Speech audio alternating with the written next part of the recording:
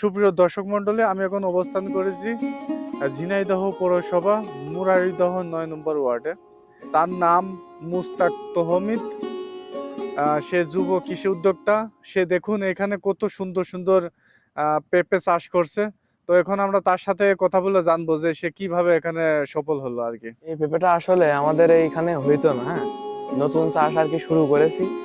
এতে এখনকার যুবকরা ধরেন আপনার অন্যান্য মানুষের সাথে ঘুরে বেড়াচ্ছে, ফাও সময় নষ্ট করছে, মাদক সেবন করছে। আর এই সময়টা আমি লস না করে পড়ালেখার পাশাপাশি আমি এই সময়টা মনে করেন যে এখানে আমার কৃষি খাতে ব্যয় করছি এবং আমার আর ফার্ম আছে। কিন্তু আমাদের এই কৃষি খাতের এখানে আমার মনে করেন যে ঔষধ মানে যেগুলো আর কি ইউরিয়া ফসফেট এগুলো আমরা ঠিক মতো পাচ্ছি না। এই গাছে পেঁপে আছে, এই গাছে পেঁপে আপনার 10 কেজি হবে।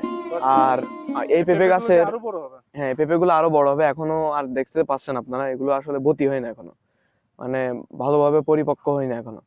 আহ, আমি আরো বলতে চাই, এখনকার যুবকরা ফাও ঘুরে না বেরিয়ে, ফাও মানে এদিক ওদিক সময় লস না করে পড়ালেখার পাশাপাশি আপনারা এই কৃষি উন্নয়ন গুলো করতে পারেন, যাতে দেশের উন্নয়ন হবে এবং যুব সমাজ ধ্বংস হবে না। আমাদের এখানে পেঁপে বাগান মোট 4 বিঘা আছে এবং গত বছর ছিল 3 বিঘে, 3.5 বিঘে এমন ছিল।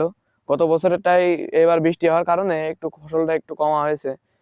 তবে আশা করা যায় এবারও ভালো ফসল পাবো আল্লাহর রহমতে। শুধু এই 4 বিঘা বাদেও আমাদের আরো আর এক বিঘে খানিক মতন আছে। মোট 5 বিঘে আমাদের এবার এইবার এই চলতি 2025 সালে আমরা আর কি এটা করেছি, মানে পেঁপে চাষটা করেছি।